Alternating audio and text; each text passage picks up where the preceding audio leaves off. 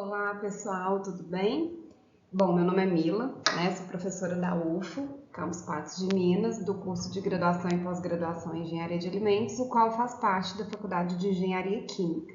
Nossa videoaula de hoje será sobre creme de leite e manteiga. Por que eu juntei as duas coisas em uma aula só? Porque para a fabricação da manteiga eu preciso do creme de leite. Então, para ficar mais fácil, a gente vai fazer tudo numa aula só, porque aí primeiro a gente fala do creme de leite e logo em seguida a gente já passa para a fabricação da manteiga, ok? Bom, vamos começar aí com a definição de creme de leite, Essa definição eu retirei dessa portaria 146 de 1996, que é aquela portaria que aprova os regulamentos técnicos de identidade e qualidade de vários produtos lácteos, dentre eles o creme de leite. Então, o que ela fala? Creme de leite é um produto lácteo relativamente rico em gordura, retirada do leite por procedimento tecnologicamente adequado, que apresenta a forma de uma emulsão de gordura em água, tá? Então, o creme de leite é uma emulsão óleo em água. Vamos relembrar um pouquinho o que é emulsão? Bom, então o que é emulsão? Emulsão são duas coisas que não têm afinidade, mas precisam ocupar o mesmo lugar. Então a tendência é elas se separarem, Então toda emulsão ela tende a ser instável, tá? Nós temos dois tipos de emulsão. A emulsão água em óleo. O que é isso? Água, gotículas de água. Nossa, desenho horroroso. Em óleo. Tá? Então, uma emulsão, quando eu falo de uma emulsão água em óleo, o que é isso? Gotículas de água imersas no óleo, tá?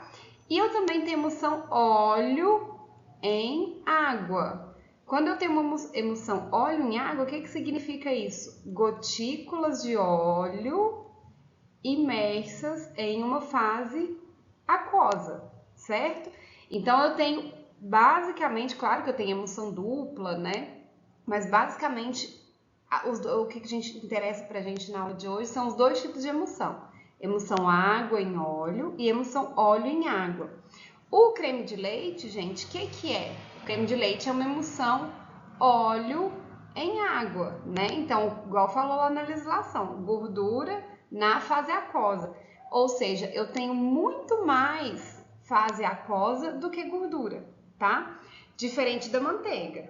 Aí a manteiga eu já tenho uma emulsão água em óleo, Eu tenho muito mais óleo do que água na manteiga. Então, vocês vão ver daqui a pouquinho, lá no processo de aplicação da manteiga, que vai ter uma inversão da emulsão. Uma emulsão óleo em água, ela vai se transformar numa emulsão água em óleo, tá? Então, importantíssimo entender essa definição de emulsão para a nossa videoaula de hoje.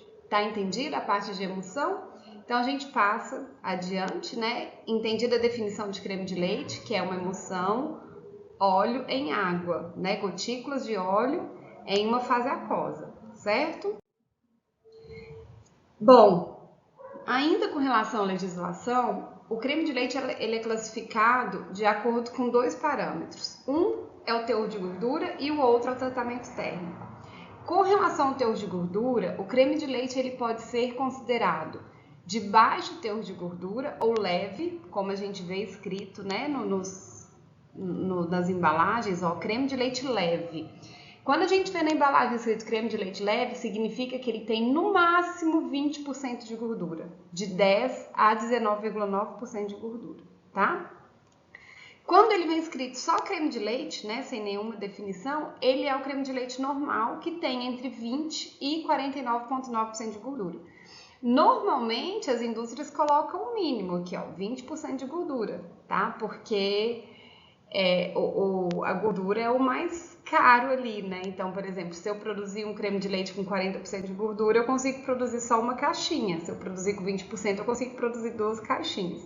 Então, normalmente, as indústrias colocam o mínimo aí de gordura, que é 20%.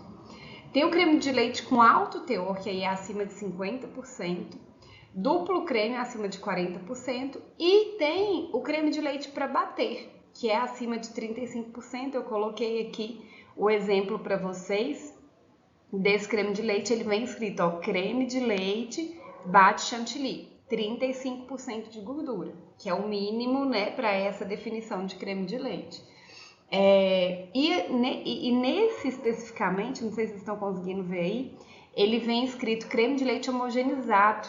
E daqui a pouquinho, lá no processo de homogeneização, eu vou falar um pouquinho para vocês que para chantilly e para manteiga, o ideal é não homogeneizar, tá? Então, se ele passar pelo processo de homogeneização, vai vir escrito na definição do produto, creme de leite homogeneizado, ok? Outra classificação é com relação ao tratamento térmico. O creme de leite ele pode ser pasteurizado, esterilizado, e o HT é o creme de leite longa-vida. E aí vem escrito aqui no nome do produto, ó, creme de leite pasteurizado, né? Aqui a gente não consegue ver, mas ó, creme de leite esterilizado. E aqui, ó, creme de leite UHT. Então, lá no nome do produto, na definição do produto, tem falando o creme de leite com relação ao teor de gordura, né? Esses aqui não falou do teor de gordura porque é o creme de leite normal, entre 20 e 49,9% de gordura. E o tratamento térmico que ele passou, ok? Outra classificação que a legislação traz pra gente é o creme de leite a granel. Ele tem que ter no mínimo 10% de gordura, tá? E é um creme de leite que é vendido para outras indústrias de alimentos. Por exemplo, uma sorveteria. Então, a sorveteria, ela compra o creme de leite a granel. A legislação permite a venda desse creme de leite a granel. Bom, o processo para obtenção desse creme de leite é bem simples. Nada mais é do que o desnate do leite, separação ali da gordura do leite, passa por um processo de padronização, dependendo do teor de gordura que eu quero o meu produto, um tratamento térmico e a homogeneização opcional. Normalmente a homogeneização é para aqueles cremes de leite que vão ter uma longa vida de prateleira. Por exemplo, leite longa vida, leite UHT, o esterilizado, né? Ela é opcional. Então vamos falar de cada uma dessas etapas. O desnate pode obter o creme de leite pelo desnate espontâneo, né? Eu deixo o leite ali parado e à medida que a gordura, à medida que vai passando o tempo, a gordura ela vai separando de fase e vai ficando na parte superior. Mas esse processo é muito demorado. Imagina fazer isso industrialmente, né? Então, o que eles usam na indústria? Eles usam um equipamento chamado desnatadeira ou centrífuga, tá? O que acontece nesse equipamento? O equipamento ele é formado por várias placas, né, vários pratos, e esses pratos eles giram muito rapidamente. A hora que eles giram, a gordura que é mais leve, ela vai subir e o leite desnatado, que é mais denso, ele vai descer. Então eu vou ter a separação desse creme com leite desnatado nesses dois orifícios. Então o creme sai aqui na parte superior e o leite desnatado aqui na parte inferior, tá? E além disso, o bom disso, né, que ainda tem uma separação aqui, fica ali na parte inferior do equipamento algumas sujidades. Então, além de separar leite desnatado do creme, eu ainda tenho a separação de algumas sujidades.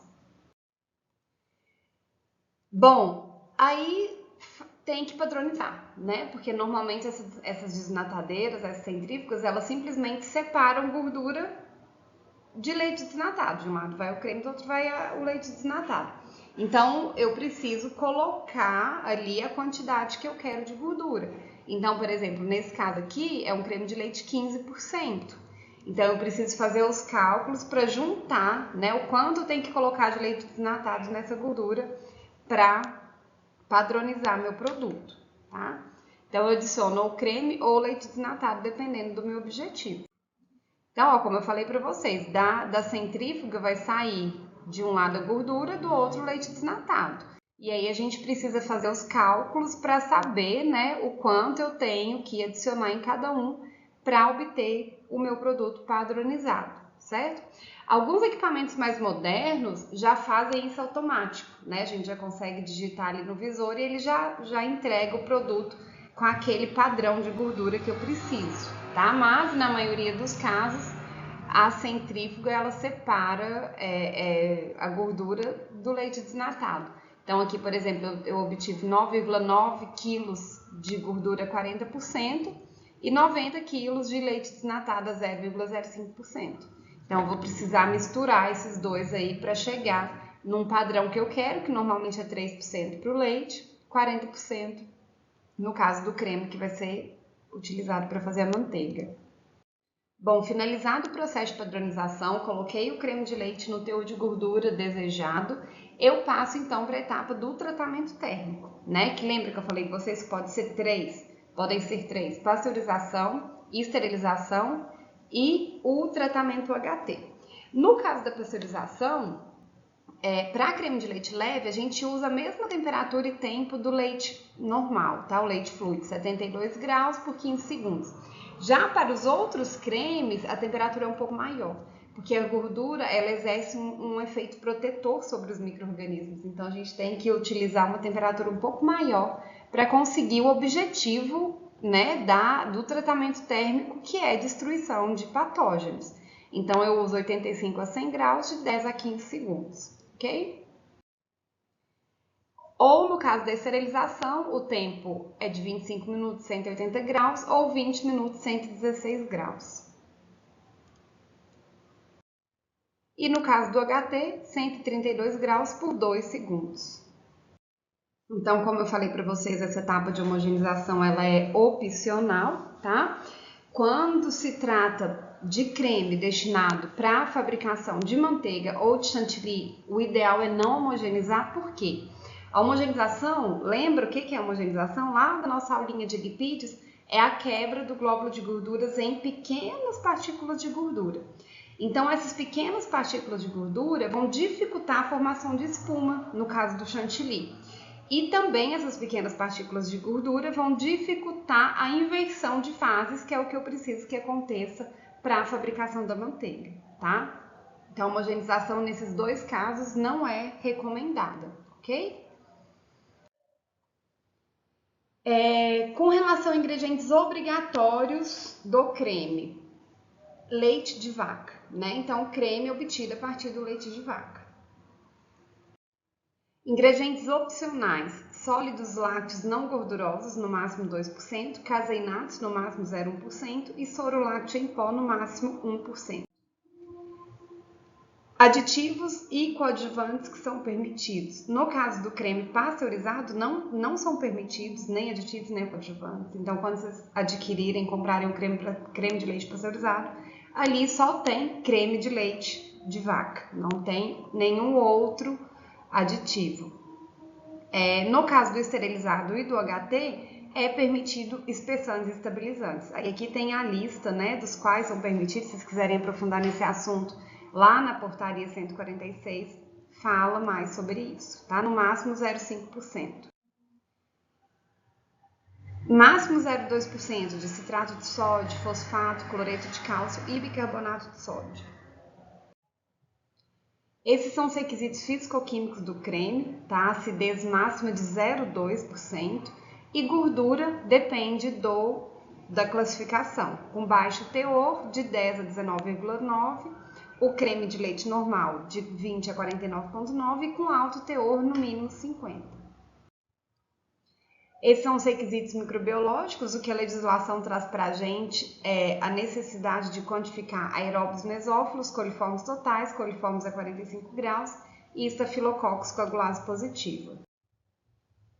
No caso do esterilizado, são os mesmos micro-organismos, mas a aceitação máxima muda, tá?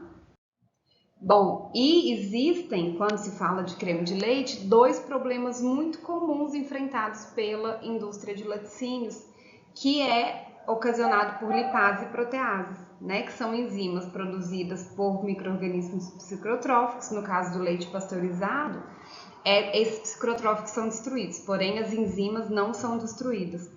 Então, lipases vão atacar os triglicerídeos, formando ácidos graxos livres, dando um odor, né, de ranço.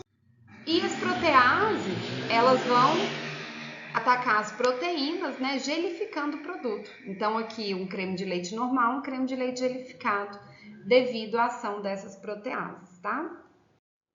Tem um produto muito comum no sul do Brasil chamado de nata. Tá? A obtenção dele é a mesma do creme de leite, só que é um produto muito consumido e aí, por causa disso, né, em 2012, aí surgiu uma normativa, uma instrução normativa para normatizar esse produto, denominado nata, né? Então, ele estabelece, é o regulamento técnico, né, de identidade e qualidade da nata. E aí, ele diz nesse regulamento que ela deve ter no mínimo 45% de gordura e no máximo 0,2% de acidez. Então, o nome do produto é nata, né? Mas a obtenção é basicamente a mesma do creme de leite. Aqui está o mercado de produção do creme de leite, basicamente região sul e sudeste, né, onde se concentra a produção do creme de leite. E a gente passa então aí para manteiga, ok? A manteiga ela é o produto gorduroso obtido exclusivamente pela bateção e malaxagem, com ou sem modificação biológica, ou seja, com ou sem fermentação, do creme pasteurizado derivado exclusivamente do leite de vaca, por processos tecnologicamente adequados. Essa é a definição, gente, presente aí na portaria 146, que é aquele mesmo regulamento do creme de leite, onde ele regulamenta vários produtos lácteos, ok? A manteiga, ela é classificada em dois tipos, manteiga extra e manteiga de primeira qualidade, tá? Diferença entre essas duas manteigas, basicamente quesito sensorial.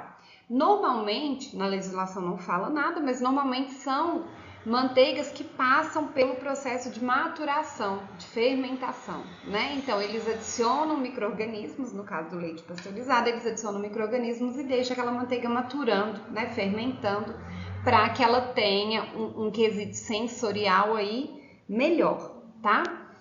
Bom, além da manteiga extra, vem escrito aqui na embalagem, a manteiga extra, manteiga de primeira qualidade. Além da manteiga extra e de primeira qualidade, bom, uma outra classificação da manteiga aí é regulamentada pela Resolução 4 de 2000, é a manteiga comum, tá?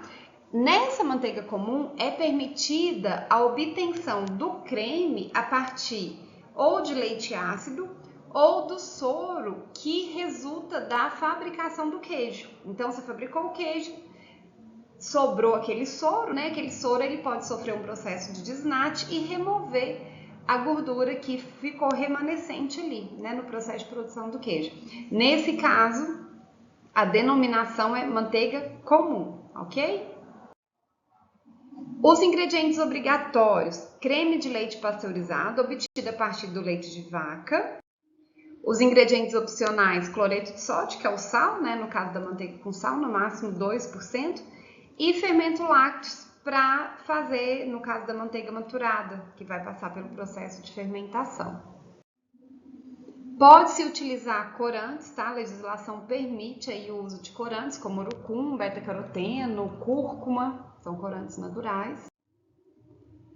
Pode também utilizar descorantes, como clorofilina cúprica. E pode-se utilizar alguns coadjuvantes, tá? Desde que não ultrapasse, né, a soma de todos não ultrapasse 2.000 mg por quilo. Esse é o processo de produção da manteiga, então eu já vou começar aqui a partir do creme, tá? Então, porque a gente já viu o processo lá de fabricação de obtenção do creme. Então, eu obtenho um creme de leite próprio para manteiga, com teor de gordura ideal. A maturação, como eu falei para vocês, é opcional, passo pela batedura, separação do leitelho, lavagem dessa manteiga, salga, no caso da manteiga com sal, então a salga também é opcional, malaxagem e acondicionamento. Então, vamos falar de cada uma dessas etapas. Então, primeiro, o creme de leite padronizado para a fabricação de manteiga, gente. O ideal é que ele tenha entre 35% e 45% de gordura. Se eu tiver muito baixa a quantidade de gordura, o rendimento vai ser muito pequeno, né? Então, o ideal é entre 35% e 45%. Depois, o processo de maturação. Não é obrigatório, tá? A maturação, ela vai desenvolver um aroma melhor na manteiga, uma textura melhor nessa manteiga. Então, para manteigas extras, manteigas de qualidade superior, é desejável que aconteça esse processo de maturação, tá? Então, no caso de maturação para desenvolver o aroma, são dois processos que acontecem simultaneamente: o desenvolvimento do aroma e o desenvolvimento da textura, tá? A textura, ela está muito mais relacionada com a gordura, com a cristalização da gordura, e o aroma está muito mais relacionado com a fermentação das bactérias. Então, por exemplo, o leite foi pasteurizado, então eu preciso adicionar micro-organismos para que ocorra fermentação. Se eu não pasteurizasse o leite, né, se eu tenho ali a obtenção de um leite de uma boa qualidade, eu tenho as bactérias láticas naturais do meu leite. Então eu não preciso adicionar nada, eu posso fazer o processo de fermentação com as minhas bactérias naturais do leite, tá? Bom, mas se eu pasteurizei, no caso da manteiga industrial, ela obrigatoriamente tem que ser de creme de leite pasteurizado, né?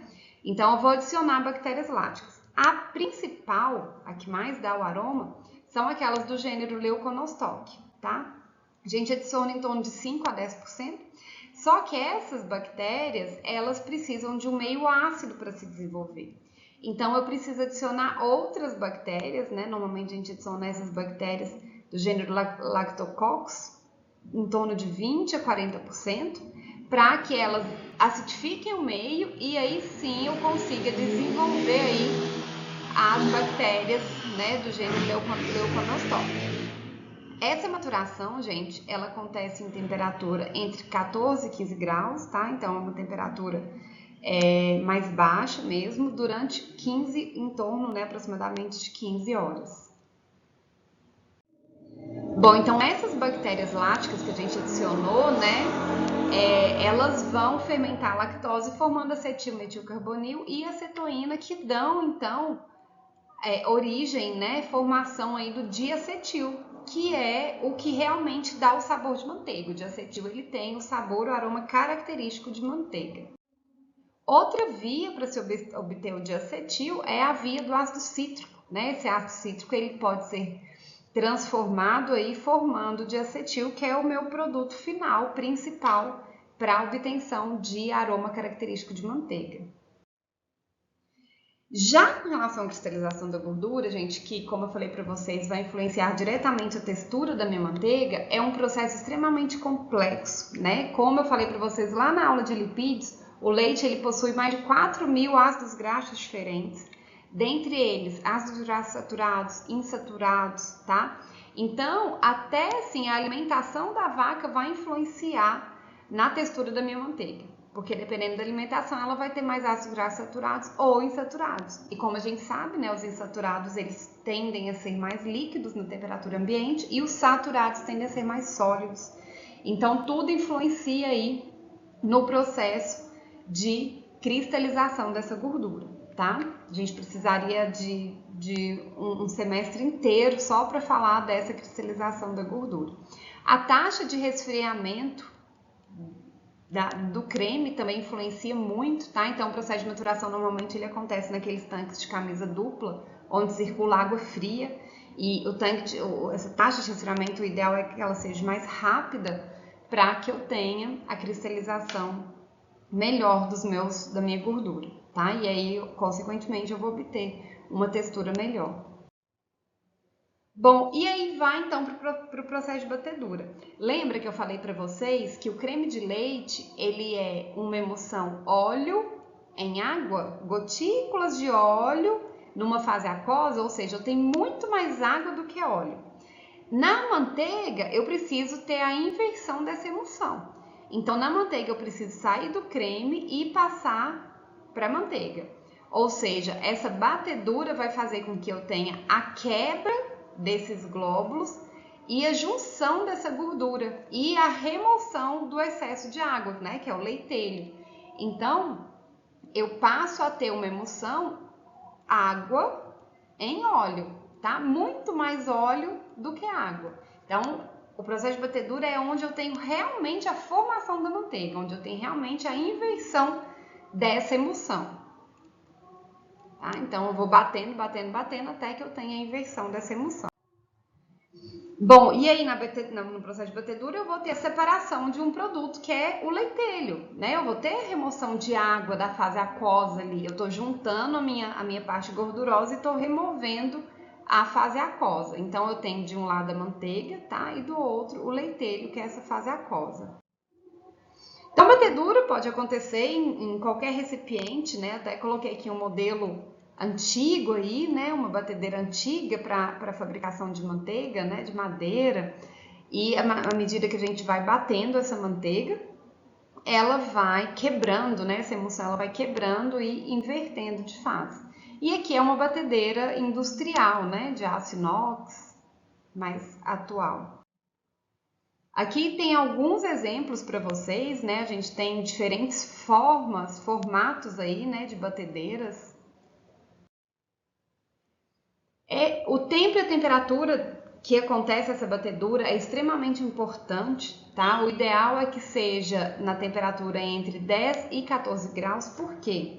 Se for muito abaixo disso, muito abaixo de 10 graus, eu vou ter um produto muito duro, né? Difícil de fazer o processo de bateção, difícil de inverter essa emulsão.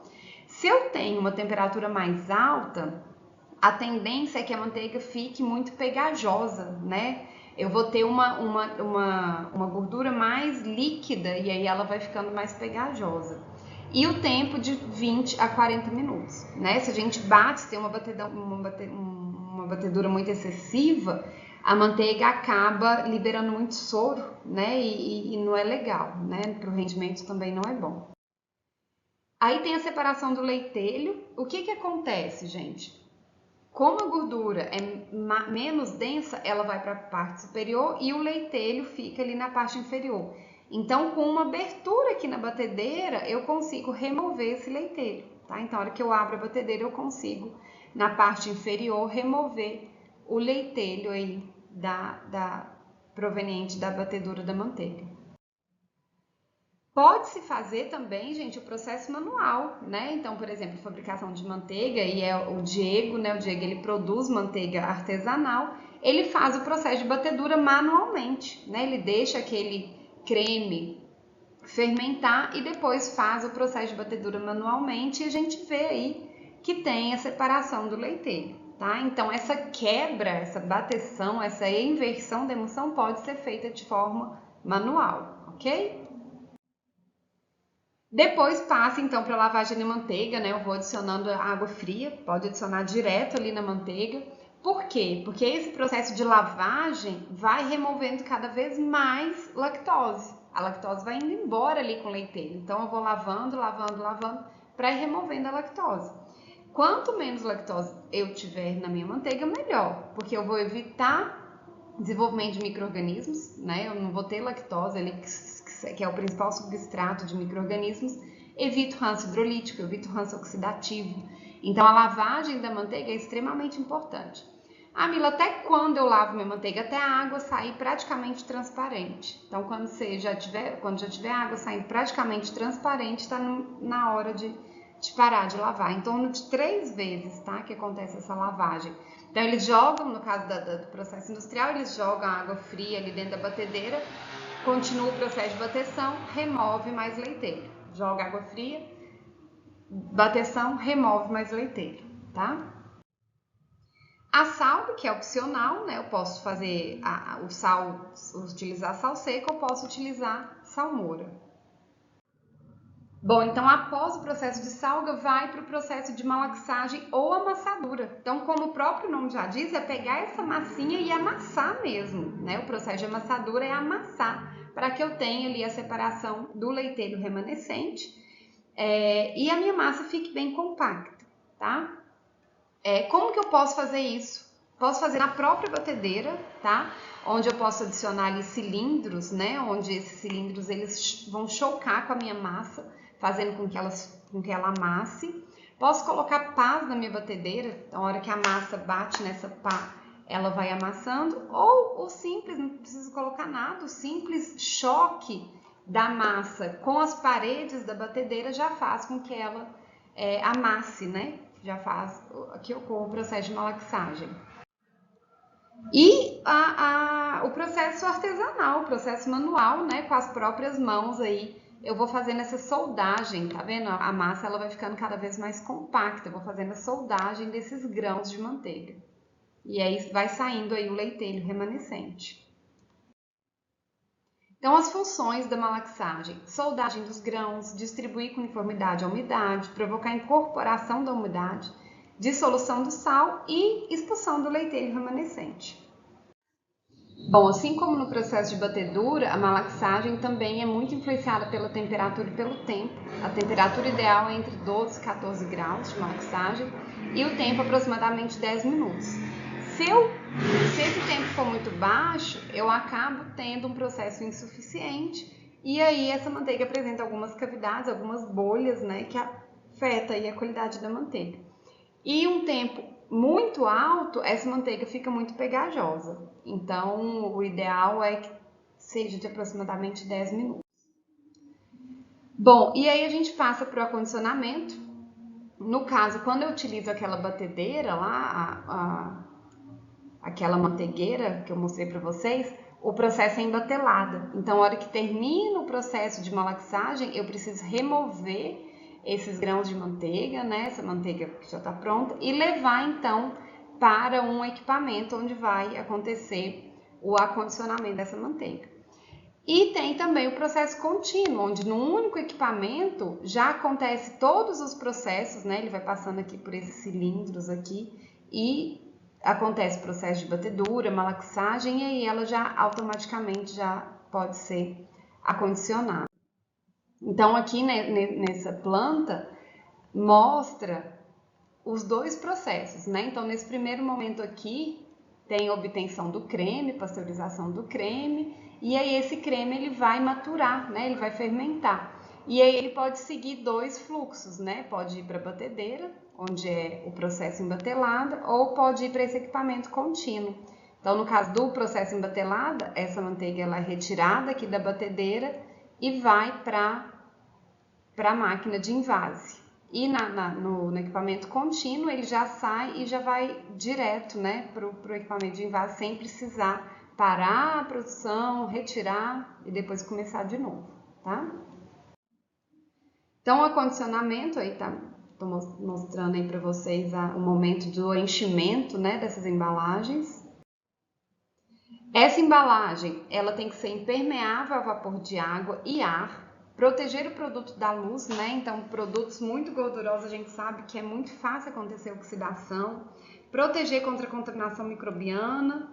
Facilitar a comercialização e o armazenamento. Estimular a aquisição pelo consumidor, né? Por seu aspecto, tamanho, facilidade. Então, aqui tem algumas embalagens muito utilizadas. Tem embalagem de papel, no caso do papel são manteigas que têm uma vida de prateleira menor, né? O papel ele possui permeabilidade a vapor de água, possui permeabilidade ao oxigênio, então ele tem uma durabilidade, a manteiga ela dura menos tempo.